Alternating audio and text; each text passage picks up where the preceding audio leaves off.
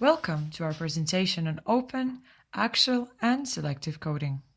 So far we've learned that qualitative research is carried out in several stages of coding the dataset and interviews.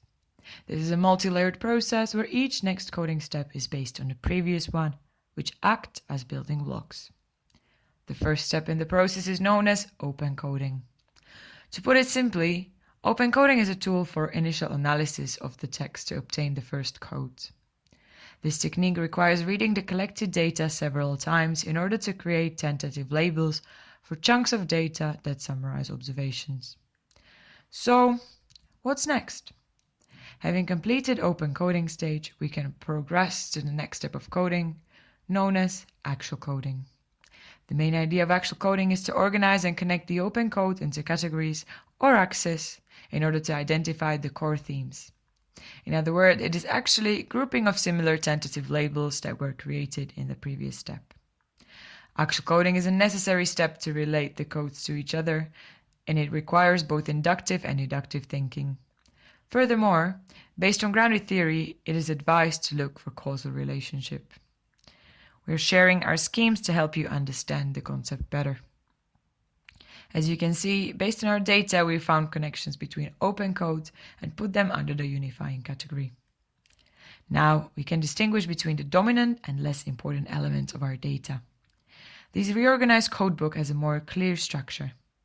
Our coding scheme expanded only marginally, if at all, since both participants had a lot in common.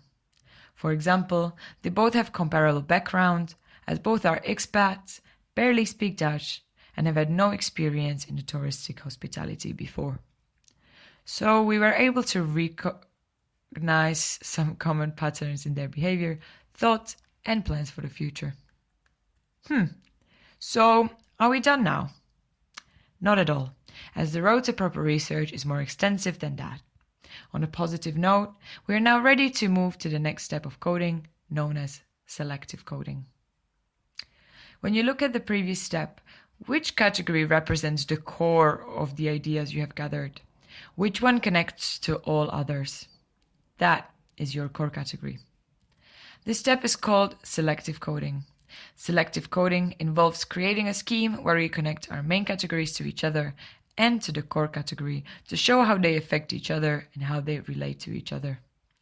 Here's our graphic scheme of selective code. Our core concept is the concept of motivation in a temporary setting. You might wonder, how did this emerge? Let us elaborate on our thinking process.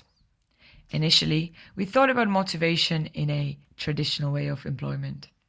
However, as we found out through our interviews, the hospitality tourism business is not a full-time career for the interviewed employees. It is rather a pit stop on their journey, a sidetrack, or a fresh start. What then motivates them to put in any effort, to do well? So far, we found two main relationships of their sources of motivation. The first one is attitudes towards the employer, what the company offers and demands from the employees. The second one is communication at the workplace with all major stakeholders, such as management, customers, and colleagues. Throughout the process of interviewing and coding, it is difficult to remember all the details of the interview. To improve how we interpret the gathered data correctly, we wrote memos. Here are some examples. Participant 2 was asking, "Do you know this?" a lot. Participant 1 drank a lot of coffee. We need to ask more questions about perceived feelings of participants. Or, participant mentioned a mystery guest, but actually none had such experience. The axial coding process and memos have helped us to construct and lead our interviews to gather information about our research topic in a constructive way. We strongly recommend them to help your research. And now, all there is left to say is, good luck finishing your research and thank you for your attention.